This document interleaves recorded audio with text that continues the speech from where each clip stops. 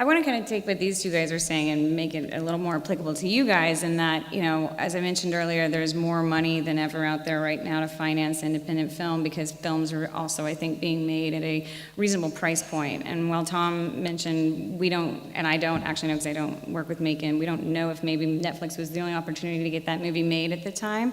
If it was, then great. Like we said, we're glad it exists in the world and it got made. But your job as a producer is, of course, as you know, to be creative with these budgets and figure out how to get these films financed. And my job at the agency is to sit there and bring you a multitude of opportunities. So hopefully, if you need to make it for a certain price point and you want to give yourself the opportunity to structure the distribution down the line, we can get creative on the budget and get it financed through, the tax credit subsidies around the world, in the United States, the equity here, the ways that you all know to put movies together, and we can leave that opportunity to when the film is finished. And there are a number, or when it's, in post, or when it's at a film festival. There are a number of different ways to do it, and, it's a dialogue between you guys and all of us up here to figure out, what are our options and where do we want to see it live. And, I think that, to Eric's point,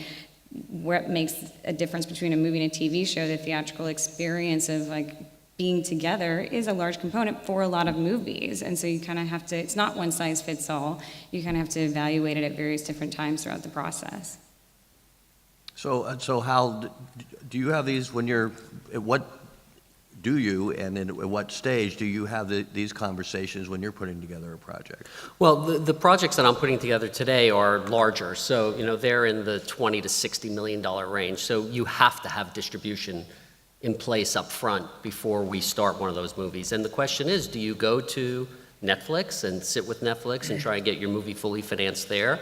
Or do you try and do the traditional way that Deb just explained, tax credits, pre-sales, and get that domestic distribution deal or an equity slug in there to bridge that, or get just a distribution deal with P&A committed to it. So, that stuff we're evaluating every day, and the economics are very different, obviously. The Netflix model, which all of you know, is they pay for the film, they pay a little premium, and then they buy out worldwide rights, so you don't have a back end in it. And if you really believe it's going to be a tremendously successful film and you own a big chunk of that movie, do you want to give that up and give up the opportunity to make a lot of money on that film? And those are all the decision making that you have to make up front today.